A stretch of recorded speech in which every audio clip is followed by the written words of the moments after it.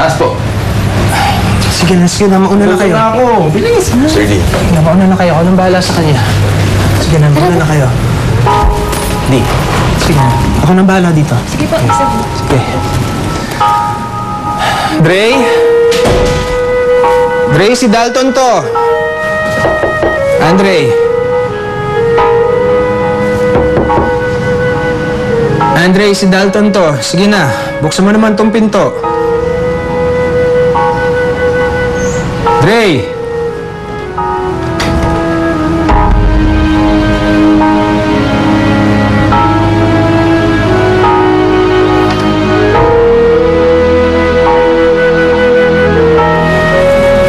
Hinahanap ka ng mga tao dun, ah. Wala ka bang balak pumunta?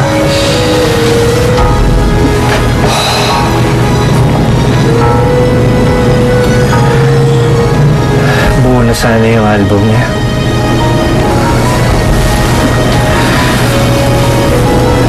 Isa na lang yung kulang, eh. Mabuti naman kung ganun. Itago mo lang yan dyan. Siguradong magagamit pa natin yan sa susunod na biretera.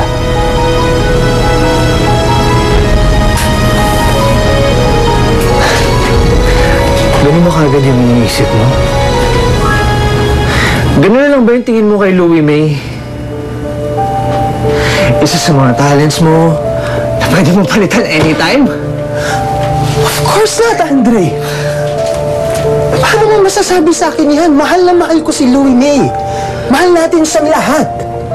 But she's gone. Life goes on.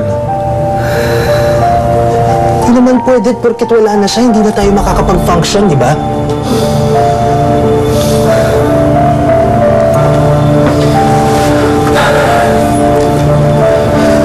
Ako nang bahala magpaliwanag sa press kung ba't wala ka sa burol.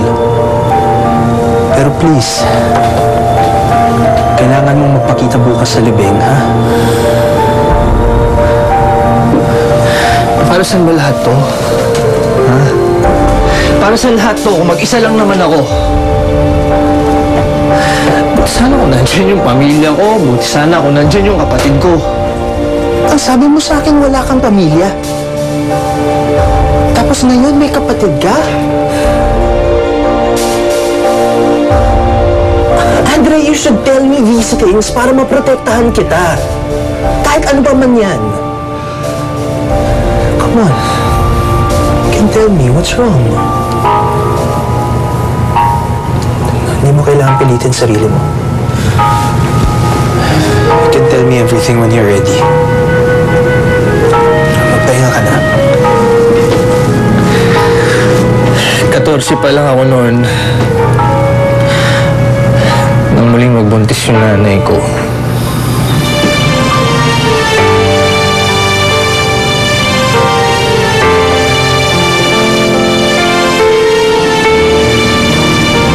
Huwag ka na malungkot, ha? Mabilis lang naman yung 11 months, eh. O, sisa po. Dito na ulit ako. Ha? Basta, huwag ka na magpapa-explain kapag nag-travel ka pa nila, ha? Hindi na. Uling akit ko na to. Tapos pagbalik ko, magpapakasal na tayo. Bubuin na tayo ng pamilya, ha? Maasahan ko yan. Ngayon sa isang buwan, magpadala na ulit ako. Ha?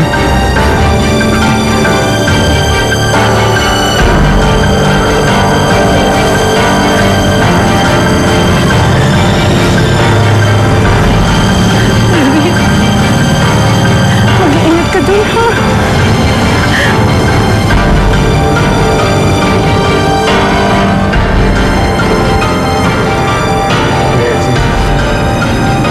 Blake, anong bala sa nanay mo?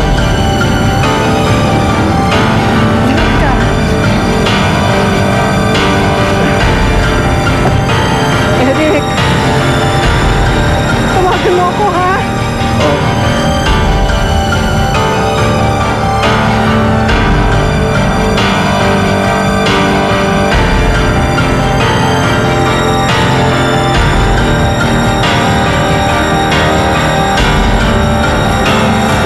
Kung sabihin naniniwala ka dun, ilang buwan pa lang kayo magkakilala, tapos Papabola ka sa Eric na yun?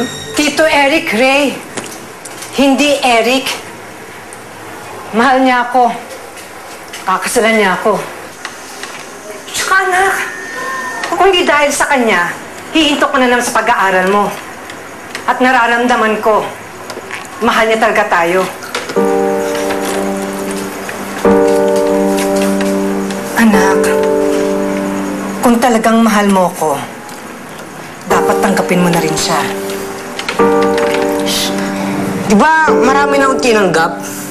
Simula kay Boyet, saka yung Chito na yun. O anong nangyari? Di ba iniwanan ka lang nila? Alam mo kung bakit? Kasi maraming babae dyan na walang anak eh. Kaya kung ako sa'yo, huwag ka nang umasa para di ka masaktan. Pero anak, iba to. Iba ang Tito Eric mo. Eh, di mo naman kaya ng ibang lalaki eh. Dito naman ako, nagbibinata na ako, di ba? Kayang-kaya kitang alagaan, di mo kailangan ng Eric na yun. Pwes, dalawa na kaming aalagaan mo.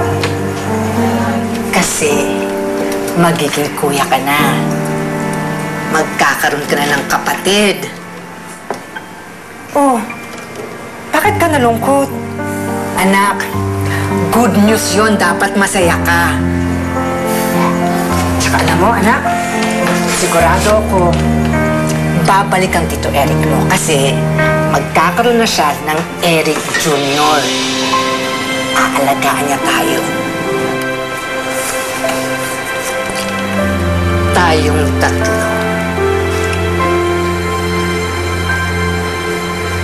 Sana nga. Pero kailan mo sa kanya sasabihin?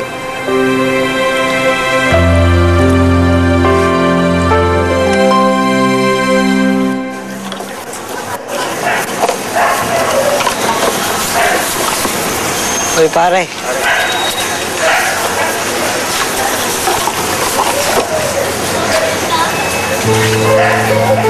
Nay.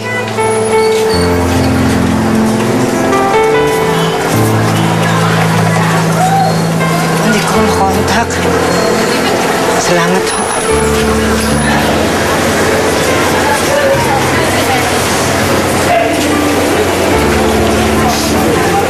Siguro nasa dagat kaya hindi makontak. Sabi rin ni Elmer, minsan daw, talagang nadidiri yung sahod nila. Siguro walang mapadra.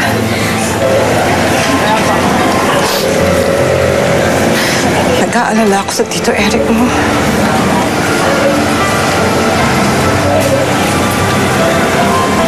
Uwi na ho tayo.